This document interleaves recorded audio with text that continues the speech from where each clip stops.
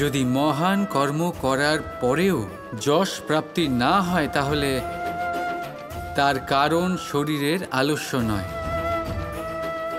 মনে বসবাস করার লোভ। প্রেমের দেবী রাধা ঈর্ষা মুক্তির অন্তিম বাধা পেরোতে চলেছেন, আর নারায়ণ তার প্রায়শ্চিত্তও করে ফেললেন। শেষ পর্যন্ত তুমি প্রেমের পরীক্ষায় উত্তীর্ণ হলে রাধা। কৃষ্ণ, তুমি ঠিক বলেছিলে, যা আমি করেছি তা অনুচিত ছিল। ঈর্ষা আমার বুদ্ধি কেড়ে নিয়েছিল, কিন্তু এখন তার থেকে মুক্ত হয়ে আমি সব বুঝে গেছি, আর তাই এই অনুতাপের আগুনে জ্বলছি। আমি জানি যে আমি ক্ষমার যোগ্যই নই, কিন্তু যদি পারো তাহলে আমাকে ক্ষমা করে দিও কৃষ্ণ।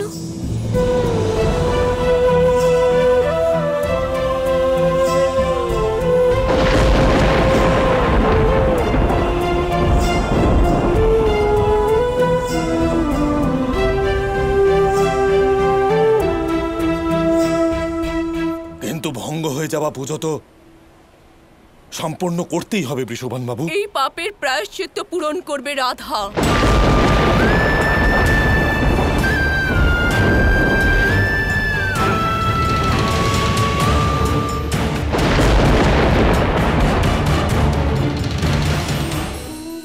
জীবনে সবাই অগ্রসর হতে চান, নিজের লক্ষ্যে পৌঁছতে চান, সাফল্য লাভ করতে চান, কিন্তু সবাই তা করতে পারেন না।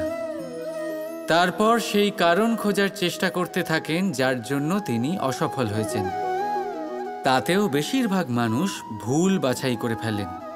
যদি আমি আপনাকে এই কথা বিস্তারিতভাবে বোঝাই, তবে বিষয়টা অনেকটা এরকম। যদি আমার দাঁতে ব্যথা হয়, তাহলে পেট ব্যথার আরক খেলে কোনো লাভ হবে না। যদি ভিতে সমস্যা থাকে, তাহলে আমরা বাড়ি যতই সাজাই তা অবশ্যই ভেঙে পড়বে। যদি আমরা জীবনে অগ্রসর না হতে পারি, তাহলে কারণ আমাদের পায়ের ব্যথা নয়, আমাদের সীমিত চিন্তা। যদি আমরা আমাদের ভাগ্য, আমাদের ভবিষ্যৎ না লিখতে পারি, তাহলে তার কারণ কিন্তু ভাঙা কলম নয়, অন্যের প্রতি ঈর্ষা। যদি মহান কর্ম করার পরেও যশ প্রাপ্তি না হয়, তাহলে তার কারণ শরীরের আলস্য নয়,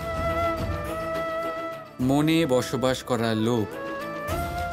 তাই সবার আগে নিজের অসফলতার কারণ সঠিকভাবে বোঝার চেষ্টা করুন, আর তারপর ঠিকভাবে সেখান থেকে বেরিয়ে আসার চেষ্টা করুন।